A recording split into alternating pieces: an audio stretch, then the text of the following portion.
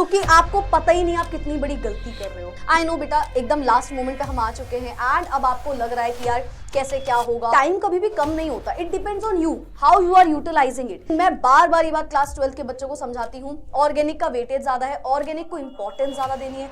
But अगर आप ये बैलेंस नहीं करते हो एंड के मंथ में, तो आप पूरे गलत डायरेक्शन में जा रहे हो। मेरे साथ खुद 12th में ये सेम चीज हुई थी एंड आई स्वेयर अगर आप ये वाली चीज अपनाओगे बहुत इजीली आप स्कोर कर लोगे। हेलो एवरीबॉडी, कैसे हो आप सभी लोग? आई होप सब अच्छे होंगे और पढ़ाई लिखाई कर रहे होंगे। So welcome back to the channel. My name is टापर Omar, your chemistry educator and आज हम जानेंगे क्लास 12th का केमिस्ट्री का रोड मैप। आई नो बेटा, एकदम लास्ट मोमेंट पे हम आ चुके हैं एंड अब आपको लग रहा है कि यार कैसे क्या होगा। बहुत सी टेंशन आ रही है, बहुत सी कंफ्यूजन आ रही है कि मैम पता नहीं, मतलब हमें समझ नहीं आ रहा कि यू नो किस तरीके से हमें पढ़ना चाहिए, क्या हमें करना चाहिए, कैसे क्या होना चाहिए। तो I am here, don't worry, and आप बहुत अच्छे से एग्जाम में स्कोर करोगे।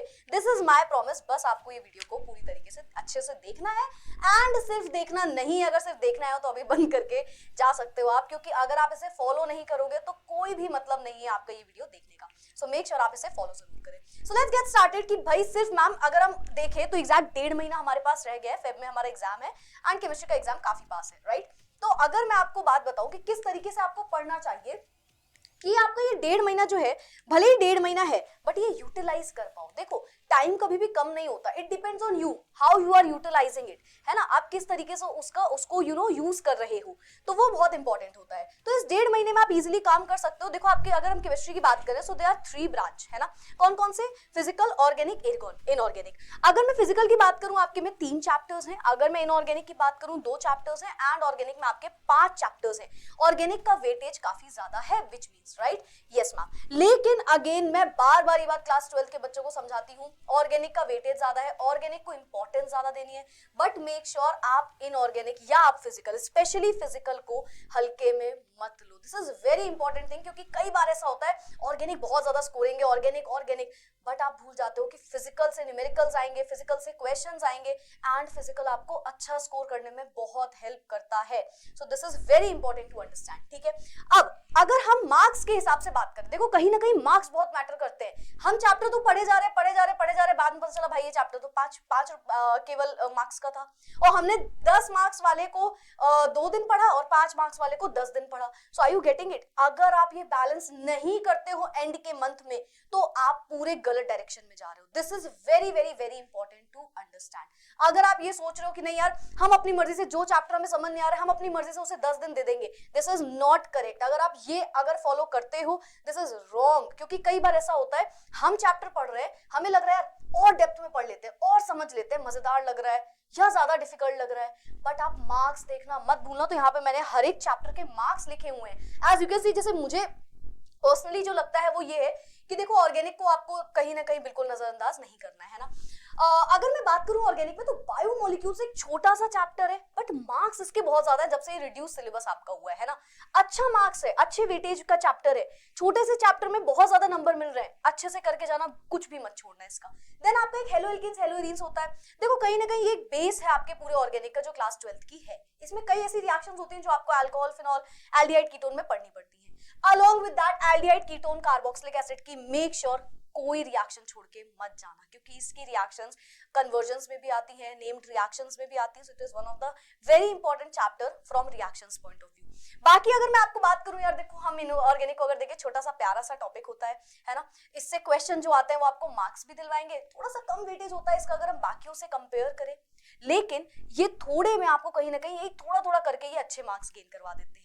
तो मेरा ऐसा मानना है, जैसे अल्कोहल, फिनॉल, ईथर एक बहुत लंबा चैप्टर है, लेंदी हो जाता है, तो कोशिश करो इसके सिर्फ आप इंपॉर्टेंट पॉइंट्स या ऐसे पॉइंट्स जो आपको लग रहा है रिपीट हुए हैं वो पॉइंट्स पढ़ लो, ठीक है? अब बात ये आती है कि मैम ये सब तो कहने की बात होती है, हम स्मार्ट वर्क सोच लेते हैं, बट हम करें कैसे? तो यहाँ ना आपके पास एक सीढ़ी है जो आपको चढ़नी है इस 1.5 महीने में। कैसे करोगे उसे? फिजिकल को पकड़ो सबसे पहले। कभी भी स्टार्टिंग केमिस्ट्री के ऑर्गेनिक से मैं प्रिफर करती हूँ आप ना करें, ठीक है? Again it depends on the test, how you study, है ना? आपके स्टडी का टेस्ट क्या है कि यार हमें पहले डिफिकल्ट चीज करनी है, हमें पहले इजी चीज करनी है। लेकिन मेरा ऐसा मानना है केमिस्ट्री में फिजिकल ना बेचारी ऐसी एक ब्रांच है जो सफर कर रही होती है दूसरी ब्रांच की वजह से। मतलब हम ना ऑर्गेनिक में इतने फोकस हो जाते हैं कि हम इसे इग्नोर करने लगते हैं, और एंड मोमेंट में जब आप देखते हो कि स्टार्टिंग के न्यूमेरिकल्स क्वेश्चन फिजिकल से पूछ लिए गए, तो पहले ही मोरल डाउन हो जाता है एग्जाम में, है ना। कोशिश करो आप फिजिकल से स्टार्ट करो। 3 चैप्टर्स हैं, तीनों अच्छे चैप्टर हैं। सोल्यूशन एक बहुत प्यारा चैप्टर है, केमिकल काइनेटिक्स, इलेक्ट्रोकेमिस्ट्री थोड़ा सा लेंदी है। केमिकल काइनेटिक्स में कोशिश करो सारे फॉर्मूलाज बहुत अच्छे से याद करो, इक्वेशंस याद करो, इक्वेशन द सेंस जो ग्राफ वगैरह उसमें दिए गए हैं, है ना। पहले फिजिकल करिए आप, एक हफ्ता 7 डेज अपना ले लो। मैं कभी भी नहीं कहती एक चैप्टर के लिए मैं एक दिन दूंगी, आप ऐसा सोचो नहीं। If you feel like 7 days अपना निकालो, और 7 डेज को आप बोल दो कि हमें सिर्फ फिजिकल करनी है 7 डेज में, ठीक है। अब जैसे ही फिजिकल कंप्लीट हुई, आप आ जाओ अपने ऑर्गेनिक केमिस्ट्री में। देखो फिजिकल के बाद इनऑर्गेनिक नहीं कभी लेनी चाहिए, फिजिकल के बाद ऑर्गेनिक में ही जंप करना चाहिए, क्योंकि फिजिकल कहीं ना कहीं बहुत डिफिकल्ट नहीं होती है। अच्छा मैं एक चीज और आपको बता दूं, फिजिकल जब पढ़ रहे हो मेक श्योर बेटा पढ़ो कम और क्वेश्चन ज्यादा करो। आप कभी भी 10 ईयर उठा लो, कुछ भी उठा लो, फिजिकल से डेफिनेशंस, फिजिकल के थियोरेटिकल क्वेश्चन बहुत रेयरली आपको देखने को मिलते हैं।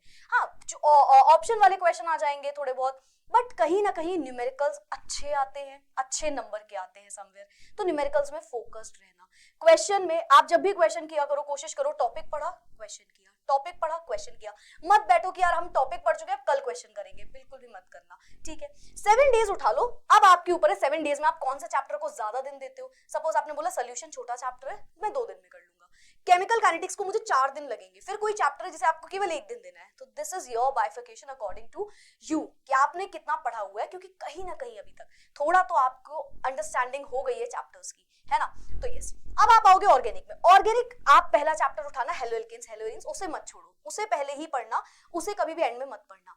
देन उसके बाद आप बायोमोलिक्यूल्स कर सकते हो, क्योंकि हेलोएल्केन्स हेलोइंस थोड़ा सा लेंदी है, तो आप छोटा वाला चैप्टर उठा लो। तो आप 15 दिन लेके चलो, कोई दिक्कत नहीं, आप 15 दिन मार्क कर लो कि 15 दिन में मुझे केवल अपना जी जान लगाना है ऑर्गेनिक के लिए, और उस 15 दिन में आपको किसी भी टॉपिक से कोई मतलब नहीं है। आप 15 दिन आपने ले लिए, और उस 15 दिन में आपको ऑर्गेनिक पूरी करनी है, ठीक है।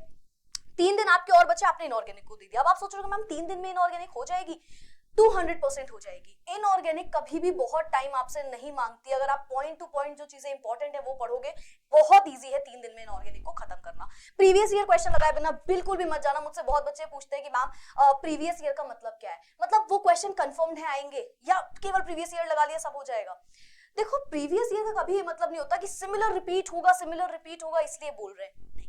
अगर आप प्रीवियस ईयर लगाते हो ना, आपको एक नॉलेज हो जाती है क्वेश्चंस किस तरीके से आ रहे हैं, किस टॉपिक से क्वेश्चन को घुमाया जा सकता है, क्या लेवल होता है बोर्ड के क्वेश्चंस का। क्योंकि कई बार हम तो सोचते हैं सारे डिफिकल्ट क्वेश्चन पढ़ लेते हैं चलो, या सारे इजी पढ़ लेते हैं, बट बोर्ड में मॉडरेट लेवल आ रहा है सपोज, तो और प्रीवियस ईयर कोई डिफिकल्ट आ रहा है, जिस चैप्टर को हम सोच रहे हैं इससे इजी क्वेश्चन बनेंगे उससे डिफिकल्ट आ रहे हैं, प्रीवियस ईयर लगाए बिना मत जाना।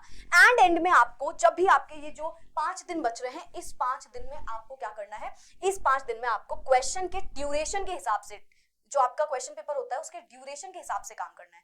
मतलब 3 घंटे का पेपर होता है ना, एक क्वेश्चन पेपर पूरा उठाया 3 घंटे का, 3 घंटे बैठ गए, लगा जैसे हम बोर्ड में ही बैठे हुए और आपने सॉल्व कर लिया। तो इस तरीके से आपको 5 दिन करने हैं। बहुत लोग सोचते हैं कि यार मैम आपने तो ये बता दिया, एग्जैक्ट देखो 30 दिन का मैंने आपको बताया है, 15 दिन आपके ऊपर है, आप ऊपर नीचे जो भी आपके चैप्टर हो जा रहे हैं आप उसके अकॉर्डिंग करना। सी मैं जितनी भी आपको ये बातें बता रही हूँ ना, आप मानोगे नहीं मेरी बात, मतलब लिटरली कभी लगता है ये मैम पता नहीं सच बोल रही है झूठ बोल रही है। मतलब मेरे साथ खुद 12th में ये सेम चीज हुई थी, एंड मैंने जब लास्ट के 1.5-2 महीने जो फोकस किया था, दैट ओनली आई नो, क्योंकि केमिस्ट्री इज द सब्जेक्ट जिसे हम स्टार्टिंग से बोरिंग के चक्कर में छोड़ते चले जाते हैं, बट जब एग्जाम आता है तो वो जो पैनिक होने लगता है ना, सिमिलर चीज से मैं गई थी। एंड आई स्वेयर अगर आप ये वाली चीज अपनाओगे बहुत इजीली आप स्कोर कर लोगे। देखो कई बार ऐसा होता है हम सोचते हैं यार अब न्यू ईयर आ रहा है, छुट्टी चाहिए, अब ये आ रहा है, तो देखो अब मैंने एक बात सुनी थी बहुत अच्छी, मुझे याद आ गई। वैसे मुझे शेर व शायरी का बिल्कुल भी शौक नहीं है, I am very bad in this, but हाँ अब एक चीज याद आ गई कि अगर आपको सफर का मजा लेना है तो आपको सामान कम रखना है ना, और अगर आपको जिंदगी का मजा लेना है तो आपको अरमान कम रखना है। तो बेसिकली बहुत ज्यादा अभी अरमानों को थोड़ा सा कंट्रोल कर लो, क्योंकि 12th है, अच्छे से हो जाएगा ना, आपको भी वो मार्कशीट देख के खुशी मिलेगी एंड आपके पेरेंट्स को भी। सो बिलीव मी ये सारी चीजें आप फॉलो करो, बहुत इजीली आप कर सकते हो। अब इनऑर्गेनिक में देखो थ्योरी आती है, थ्योरी पकड़ लो, है ना। जैसे भी आपके CFT VBT इससे क्वेश्चन आ रहे हैं उन्हें देख लो, D ब्लॉक F ब्लॉक में एक्सेप्शंस देख लो। ऑर्गेनिक की बात करें, मेक श्योर बेटा इक्वेशन के मैकेनिज्म पढ़ो, 15 दिन में हो जाएगा मैम, बहुत इजीली हो जाएगा आपका। मैकेनिज्म पढ़िए, नोमेनक्लेचर पढ़िए, नॉमेनक्लेचर अगेन आपके में एग्जैक्ट क्वेश्चन नहीं आता, बट नॉमेनक्लेचर इसलिए पढ़ना होता है ताकि जब हमें कन्वर्जन आ जाए तो हमें पता हो किस चीज की बात हो रही है, ठीक है। नेम्ड रिएक्शंस पढ़िए, बहुत इंपॉर्टेंट होती है, और कन्वर्जन जरूर से ट्राई करना कि आप कर लो, ठीक है। एंड फिजिकल की अगर बात करूं, कुछ मत सोचो बेटा, सिर्फ न्यूमेरिकल्स लगा के जाओ, वेरी इंपॉर्टेंट, ठीक है। अब सब कुछ हो गया, एक चीज मेरी याद रखना, अगर रिएक्शन कॉपी अलग नहीं बनाई है ना, आज के आज बना लो, आज के आज बैठ जाओ, रिएक्शन कॉपी बना लो, क्योंकि आपको पता ही नहीं आप कितनी बड़ी गलती कर रहे हो, you don't even know this.